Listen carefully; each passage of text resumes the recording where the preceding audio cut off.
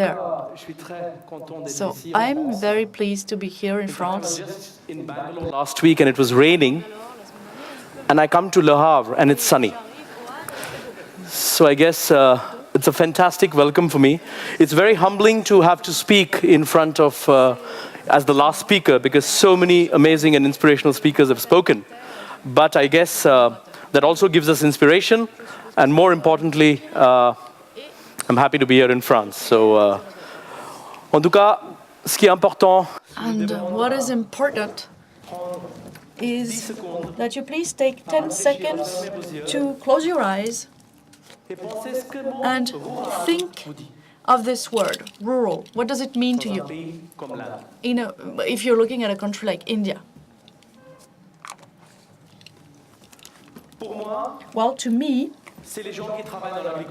rural equals people working in agriculture. Low tech, no tech, extreme poverty. And very often, the chai shop, you know this, right? Where you've got these young people who meet during the day to talk. And among these young people, let's take one. His name is Ramesh. He's 18. Never been to school. I'm not even talking about dropping out of school. He never even got to school. He makes 10 rupees per day because he milks the cows. And so that's what his life revolves around, cows and chai shop. So we know Ramesh, and we're going to show you a short video about him.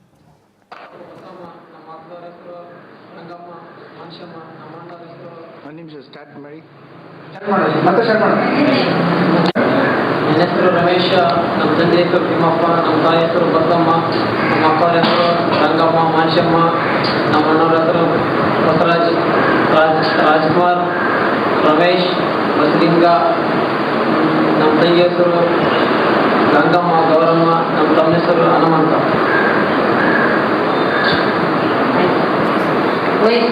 ವಯಸ್ಸು 19.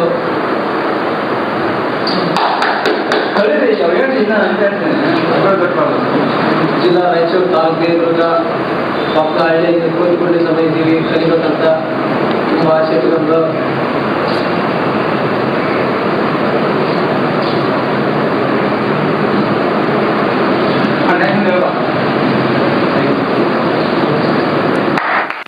En fait, Ramesh. So actually, he was asked 3 different questions, and every time he mentioned the name of his dad, the name of his mom, and the names of his 12 brothers and sisters. That's the only thing he could tell. And in my life, before, as a consultant in a multinational company, if I had been asked the question, is this man employable? I would have said, no way. Because in all the countries in the world, if you at least don't have your baccalaureate level, the first thing people think is, no, not employable, not possible. No opportunities for him, therefore.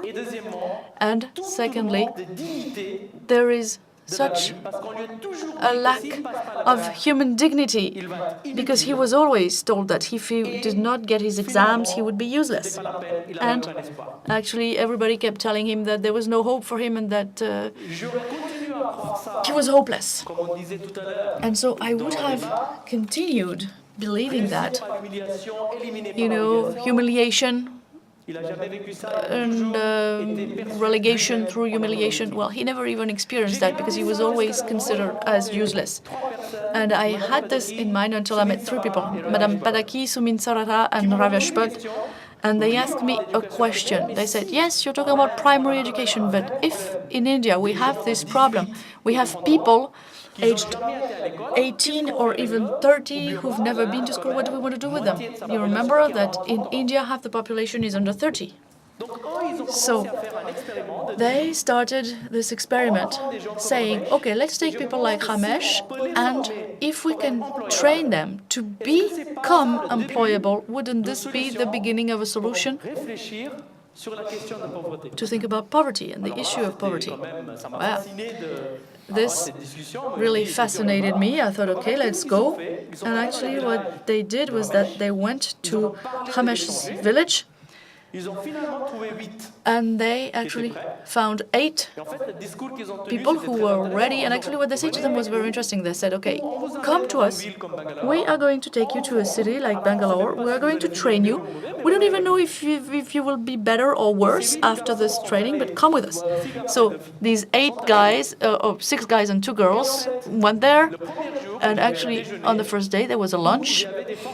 And there were trainers there in Bangalore who were there to train these 8 people.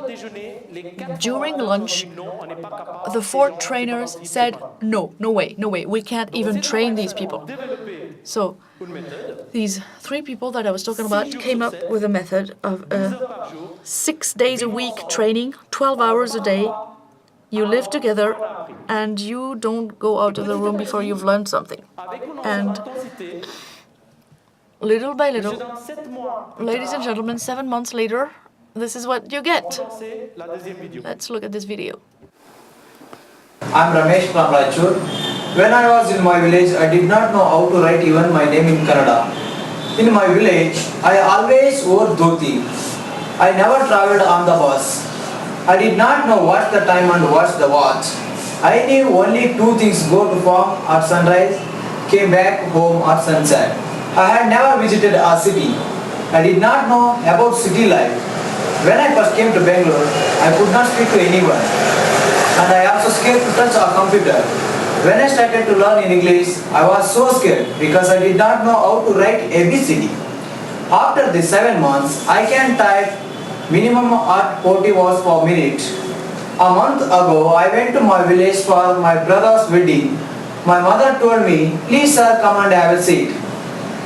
She did not recognize me. She asked, who are you? I told her, I am Ramesh, your son. As she didn't believe. Then I showed my ID card on which earlier photo was there. She looked at the photo for a while and hugged. And after every moment she cried with the tears of happiness. I never can forget that experience. Thank you. Messieurs, dames, 7 mois. Comment moi, j'étais trompé? Comment nous tous on trompe? On dit, on prend des lentilles, on dit, toi tu as fait l'école, toi tu es bien, toi tu es mauvais, toi tu n'es rien capable à faire. Finalement, le problème, je pense, n'est pas la personne derrière la lentille, mais soit c'est la lentille en lui-même ou la façon que nous on regarde le monde, avec un jugement aussi rapide de se dire que quelqu'un comme lui aujourd'hui a changé. Donc finalement aussi, pour éviter que ça soit un pub pour Weight Watchers, Ramesh Before et Ramesh After, on s'est dit, est-ce que ce modèle est finalement réplicable? Finalement, est-ce qu'on n'a pas trouvé 8 prodiges? Parce que ça peut très bien arriver, ils ont eu une opportunité, c'est eux qui étaient motivés, et finalement, pourquoi pas? Entre-temps, ils étaient des zéros dans leur village parce qu'ils parlaient anglais, ils avaient la dignité. Et je pense que la clé dedans, c'est la dignité. En fait, ce projet, justement, s'appelle Head Held High. Difficile à prononcer en français, mais ça veut dire tenir la tête haute. Et quand on donne une opportunité à des jeunes avec aucune éducation, de dire vous êtes capables et il n'y a pas d'échec, c'est petit à petit, ça commence ce niveau de formation et cette envie de réussir. Donc après ça, il y a eu 120 jeunes qui ont été formés. Le projet a montré qu'en fait, on pouvait continuer à former des jeunes. Et aujourd'hui, on a des projets dans à peu près 2 ans de former 1200 jeunes comme Ramesh.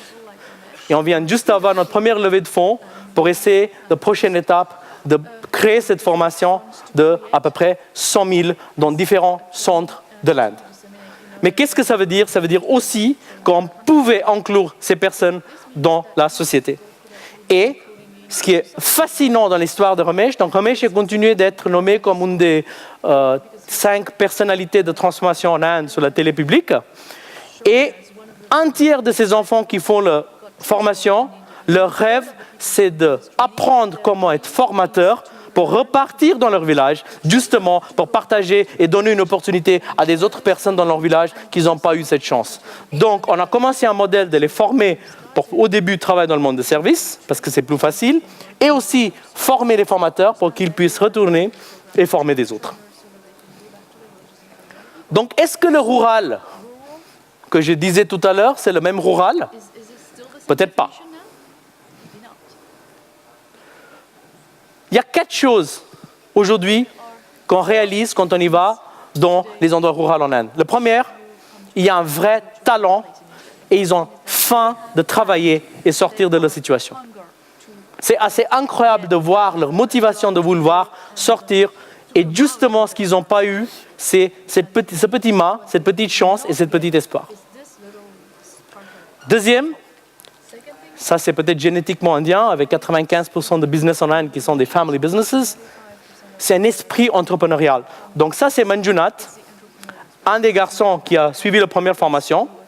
Lui s'est formé pour être charpentier et là, après monter sa première magasin des meubles, il est venu nous voir en disant « J'ai fait une petite formation pour voir comment je peux faire ça dans tous les villages autour de chez moi. » Et c'est lui qui va créer les emplois. Ce n'est pas nous c'est les seuls qui vont aller là-bas pour créer les emplois. Troisième chose, messieurs, dames, on a fait une recherche avec à peu près 500 familles dans les endroits ruraux en disant, pour vous, qu'est-ce que vous aspirez? Et vous savez quoi? C'était à peu près la même chose que nous. Pas de nourriture, mais ils voulaient quand même un télé, un téléphone portable et bien sûr avec la pyramide de Maslow, tout ce qui est food and job security. Donc finalement, ces personnes-là sont peut-être dans le rural qu'on imagine, mais ils ont les mêmes envies et les mêmes aspirations que nous. Et la quatrième chose qu'on voit, c'est aujourd'hui le téléphone mobile. Quelques chiffres, il y a 20 millions de téléphones mobiles par mois en Inde, avec un bloc maintenant d'à peu près 600 millions de téléphones portables. Et comme ça a été très bien dit ce matin, avec l'arrivée de broadband et Internet, ils ont l'accès de tout ce qui se passe partout. Donc on a décidé qu'aujourd'hui, un nouveau terme pour ces personnes-là, qui s'appelle les Rubens. Ce n'est pas des rurales, parce que dès qu'on dit rural, on dit « Oh, c'est pauvre, il n'y a pas d'électricité. » Oh, non. Donc on s'est dit, ça c'est des Rubens, des gens dans l'endroit rural, qui ont un mindset urbain, ils sont comme nous, il n'y a pas de différence, il n'y a pas de dire pauvre. Parce que quand on dit pauvre, il y a un petit peu de jugement en vous le vend, comme les marchés émergents. Et là, de plus en plus, on appelle ça les rapidly growing markets. Parce qu'il faut arrêter, je pense, à mon avis, d'avoir cette sensation de vous êtes pauvre et on a réussi. Donc les Rubens sont des nouveaux youth rurales.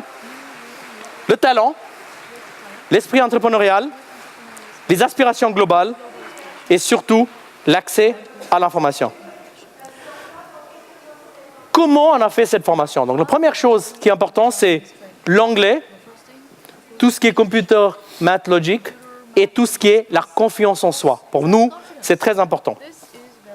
Deuxième, au début, c'était tout ce qui est le métier de savoir. Le but maintenant au prochain niveau, c'est aussi créer ce qu'on appelle les hubs Rubens pour permettre des gens de travailler dans tous les métiers de l'eau, énergie, aussi l'agriculture, qui les permet aujourd'hui. Le grand challenge de l'Inde, c'est qu'on ne peut plus recevoir des personnes dans les villes. Donc le but, c'est comment ils peuvent être heureux et vivre proprement dans les zones rurales. Et finalement, ce qui est très important, c'est création d'opportunités. Ce n'est pas la peine de former ces personnes si finalement ils n'ont pas l'opportunité de travail. Donc à la fois avec les sociétés qui cherchent ces marchés et justement eux peuvent être des très très bons ambassadeurs, mais aussi la création d'entrepreneuriat rural qui permettent à eux de créer des écosystèmes eux-mêmes pour eux, plutôt que nous, on vient de les dire qu'est-ce qu'il faut faire. Donc le mot aujourd'hui, c'est pas que education, mais je pense que pour toute cette population qui ont plus de dignité et qu'on a toujours dit qu'ils étaient mauvais, peut-être la réponse c'est from education to employability. Et en fait, le slide pour nous qui est très intéressant, et la citation, c'est Rabindranath Tagore, qui a très bien dit, "Where the mind is without fear and the head is held high." Quand l'esprit n'a pas de peur et que vous tenez votre tête haute, quand le monde n'a pas été réduit en morceaux, lorsque les mots viennent de la profondeur de la vérité, lorsque vous arrivez à atteindre la perfection, lorsque le courant clair de la raison ne s'est pas perdu dans les habitudes, lorsque l'esprit est tiré vers le haut par la pensée et par l'action, eh bien, dans ce paradis de liberté, mon pays se réveillera. C'est très bien d'essayer de changer les autres, mais qu'est-ce que la vie de And this is all very well, because it's all very nice to change other people's lives. But what has this done to me? Why am I happy to be here? Well, because I've defended shareholder value for 20 years, and now I'm thinking that I have to think about projects which are not only related to shareholder value, but I really want to become a contributor to the system. Then there's another book by Otto Scharmer, who says that we should move from an ego system to ecosystem. It's not just us against the rest of the world, it's us as part of the rest of the world. And this is how we can make a difference and be the change. And this introduces Xavier Bertrand, who's a friend of mine. I spent 15 years in France and I went back to India. He did it the other way around, so I think it would be interesting to have his opinion on the topic. Merci Sanj. Mon nom est bien Xavier Bertrand. Bonsoir. My name is Xavier Bertrand. Good evening. And like my colleague here, I have many people around me who have their heads held high. My own transformation happened in India too. I've lived for 15 years there, and this is where I had the privilege of contributing to the development of Planet Finance in India. And this is where I met with Sanjeev, and this is where we actually started to get to know each other. 1 year ago, I decided I wanted to go back to France, to my country, to become an entrepreneur also and to contribute to my country and beyond by supporting organizations and helping them have meaning in what they do. And this is why I created Nayanam, which in Sanskrit promotes a new form of leadership and vision.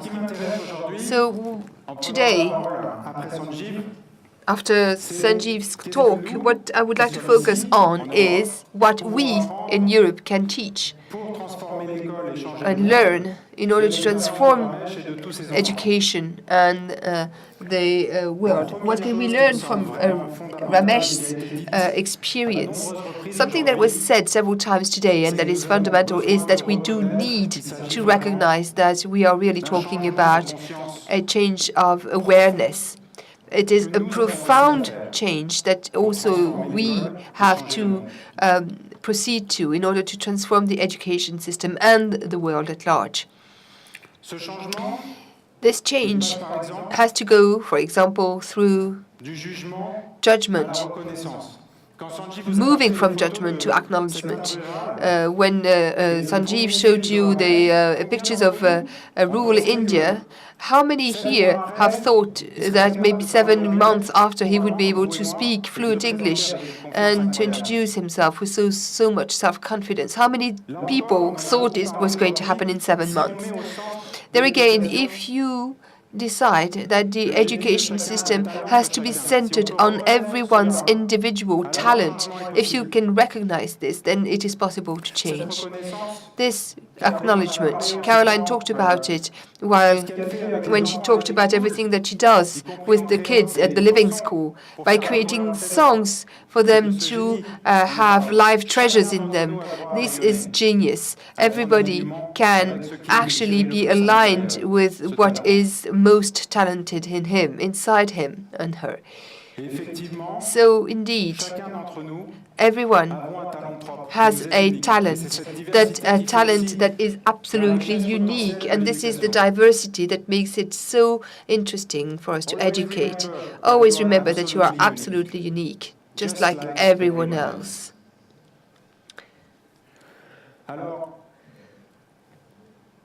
Ramesh also talked in the first video about his fear to learn. He didn't know whether or not he was going to succeed. Just to say ABC or type on a computer, you know, he had never touched one. He had never done that. So why was he able to be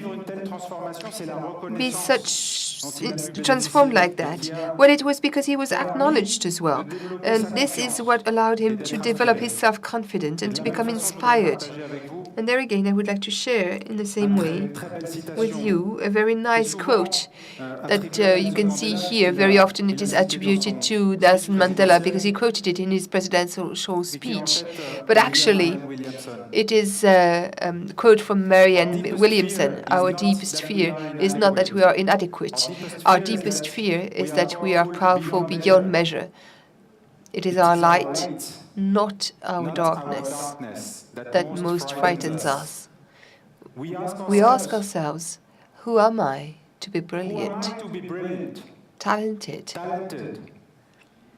Actually, who are we not to be? Our playing small does not serve the world. We are all meant to shine as children do. So if we can give this inspiration again to kids through recognition, acknowledgement, and confidence, yes, I am convinced that we can change the school and change the world. We need to change our paradigm in the way we actually think of success. Instead of an individual and material success, as is favored by the society around us, to a paradigm corresponding to the global success. This success is not just the success of the individual, but the success that benefits all and allows all to contribute at his own level what he has best to contribute. Ramesh proves that it is possible. Today, as Sanjeev said, he is one of 5 rural youth who received acknowledgement at national level in India, and they have become ambassadors for this program of this training program throughout India. So we might very well imagine, we may imagine new schools where kids would be led not to think about what they can win with the training, what can they win from being in contact with others, but how can I contribute, how can I give, what do I have that I can offer to the world, what is the best I can offer the world. And if this inspiration, if this shining through develops with these kids, well then, for sure, success will happen. As Albert Schweitzer said, success is not the key to happiness, happiness is the key to success. If you love what you're doing, you will be successful.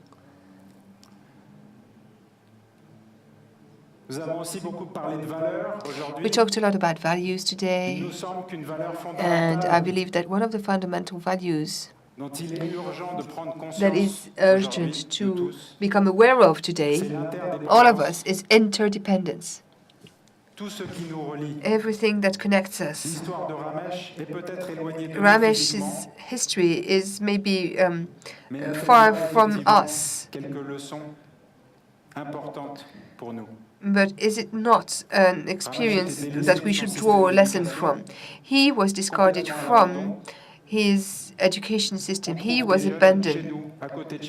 And now we have young people in our societies which actually experience exactly the same. We are all connected, and it is high time we became aware of that.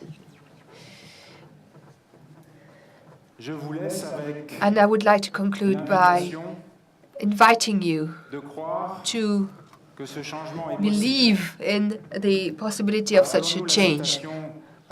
Remember Margaret Mead, never doubt that a small group of thoughtful, committed citizens can change the world. Indeed, it is the only thing that ever has changed the world. Thank you very much for your attention.